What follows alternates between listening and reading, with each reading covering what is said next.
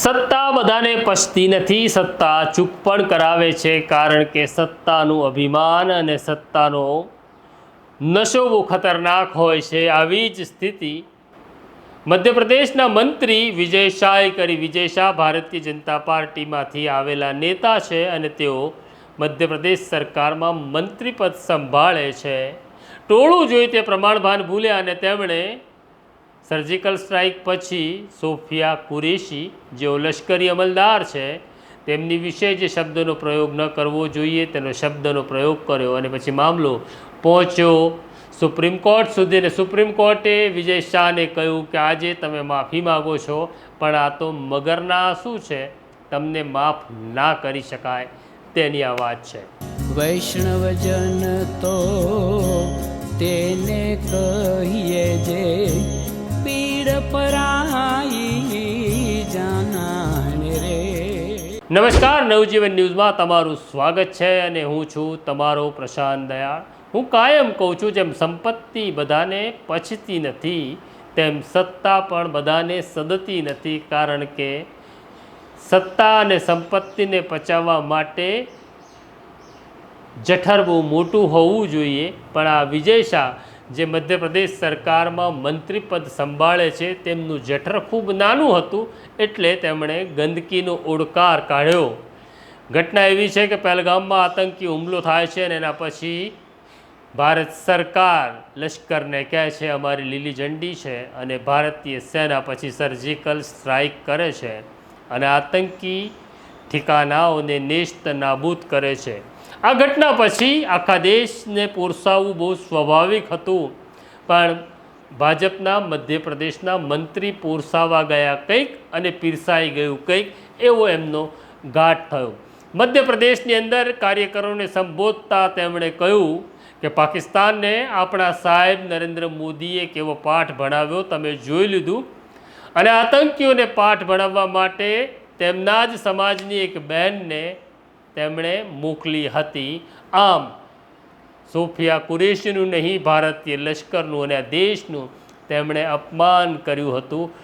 આ વિડીયો ખૂબ વાયરલ થયો અને સરકાર તો કંઈ કરવાની જ નહોતી, કારણ કે મંત્રી ભાજપના હતા, પણ મધ્યપ્રદેશ હાઈકોર્ટ સુઓ મોટો લે છે અને મધ્યપ્રદેશ પોલીસને આદેશ આપ્યો છે કે ગુનો દાખલ કરો.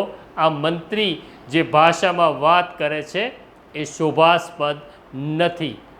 મધ્યપ્રદેશ હાઈકોર્ટના આદેશ બાદ FIR થાય છે, પણ વિજય શાહને લાગે છે બધું કાચું વફાઈ ગયું, એટલે તે પહોંચે છે સુપ્રીમ કોર્ટ પાસે આજીજી કરવા કે મને રક્ષણ આપો. ત્યારે સુપ્રીમ કોર્ટ નારાજ થાય છે. નારાજ થયેલી સુપ્રીમ કોર્ટને મનાવવા વિજય શાહ એવું કહે છે હું માફી માગું છું, મારાથી ભૂલ થઈ છે.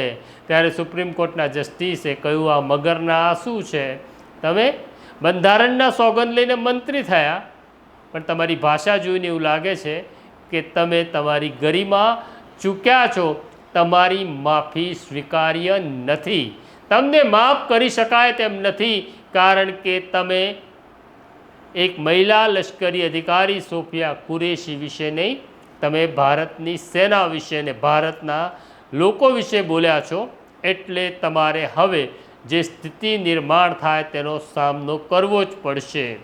આમ વિજય શાહે માફી માગવાની તૈયારી બતાડી, પણ સુપ્રીમ કોર્ટે કહ્યું માફી નહીં મળે. એટલું જ નહીં, સુપ્રીમ કોર્ટે મધ્યપ્રદેશ સરકારને આદેશ કર્યો કે આ મામલાની તપાસ 3 IPS અધિકારીને સોંપો, અને આ 3 IPS અધિકારી મધ્યપ્રદેશના નહીં પણ બીજા રાજ્યના હોવા જોઈએ. આ SITની તપાસ બીજા રાજ્યના IPS અધિકારી કરશે. વિજય શાહે એક વિનંતી કરી હતી, જેમાં થોડીક રાહત તેમને ચોક્કસ મળી, અને કહ્યું કે 25મી સુધી તમારી ધરપકડ નહીં થાય. જે SITનું ગઠન કરવાનું કહેવામાં આવ્યું છે, SITને આદેશ આપવામાં આવ્યો છે કે આની તપાસ કરો, અને 28મી મેના રોજ અમારા ટેબલ ઉપર તમારો રિપોર્ટ મૂકો, પછી અમે નક્કી કરીશું અમારે શું કરવાનું છે. ભારતીય જનતા પાર્ટીના નેતાઓને પૂછવાનું મન થાય છે કે એક તરફ તમે ત્રિરંગા યાત્રા કાઢો છો, એક તરફ તમે દેશની આન છે તેવા લશ્કરને સલામ કરો છો, પણ તમારો જ નેતા જ્યારે ભારતીય લશ્કરની મહિલા અધિકારી વિશે અણછાજુ બોલે છે ત્યારે તમને શરમ પણ નથી આવતી, તમે કંઈ બોલતા પણ નથી અને તમારા મંત્રીને હજે તમે મંત્રી પદ ઉપરથી હટાવતા પણ નથી. જો તમારી પાસે તમારા હૃદયમાં તમારો આત્મા અને મારો દેશ પડ્યો હોય તો નિર્ણય કરજો, નહીં તો પછી હાથીના દાંત ચાવવાના અને બતાવવાના જુદા, તેવો જ તમારો ખેલ છે. તો આ છે નવજીવન ન્યૂઝ. આ સ્ટોરી કેવી લાગી કોમેન્ટ બોક્સમાં જરૂરથી લખજો. અમારી સાથે વાત કરતા રહેજો. મને ને મારા સાથી સોનને રજા આપો એ પહેલાં બેલ આઇકોન જરૂર દબાવો. નમસ્કાર. વૈષ્ણવજન તો તેને કહીએ જે પીડ પરાઈ.